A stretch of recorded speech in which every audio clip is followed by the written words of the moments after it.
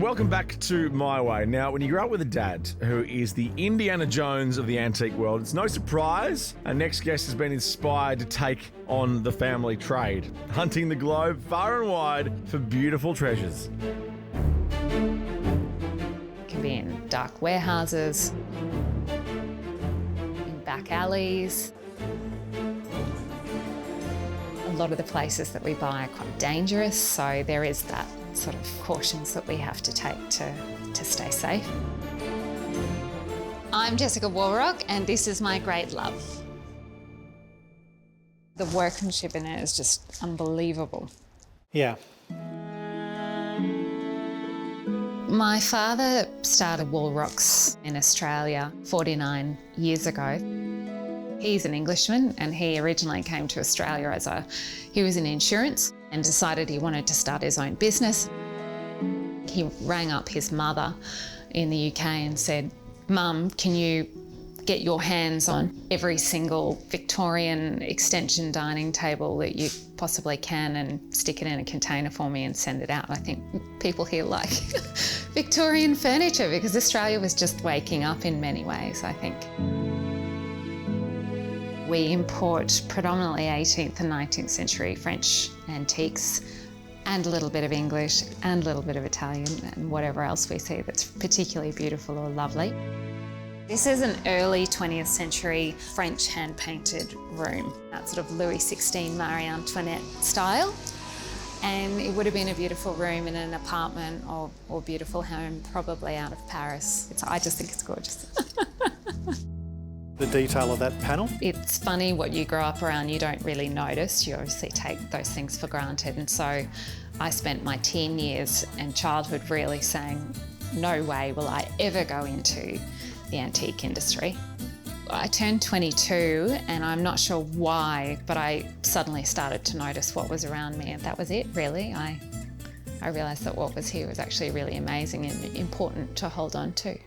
I remember when I first decided I was going to do it, we thought, well, I'll go on a buying trip and I'll see if I actually can see myself doing this.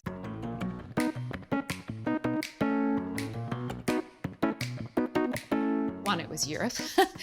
And two, it was just, it was fascinating. It can be in dark warehouses, in back alleys. A lot of the places that we buy are quite dangerous.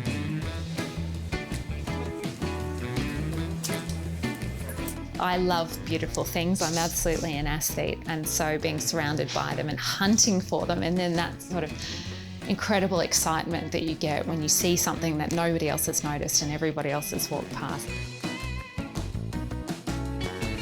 The thrill of the chase, I suppose, was a really lovely part of it. Look at this. It's dark. It's got.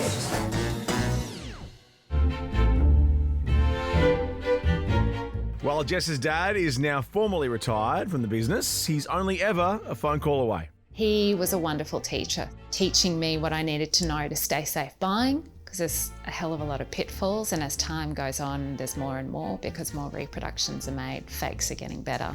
So no dealer can ever know everything that there is to know about everything. You're always learning. And so certainly there are plenty of times where we pull him in to get his advice about what he thinks about a particular piece.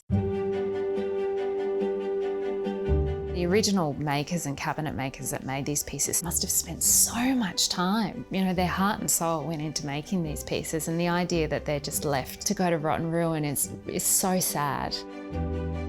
So the idea that we're given the opportunity to bring them back to somewhere like what they would have been originally is really exciting. If you'd love a beautiful piece of history in your home, just head to the Walrocks website. It feels like a great responsibility, but it's a responsibility that I'm proud to have because it's something that my father worked for most of his adult life to do, and I think there were some years there where he thought that it would ultimately not be passed on because I was so vocal about the fact that I wasn't going to go into it. So I think it's nice to look at him and know that he knows that it's going to go on. That makes me feel happy.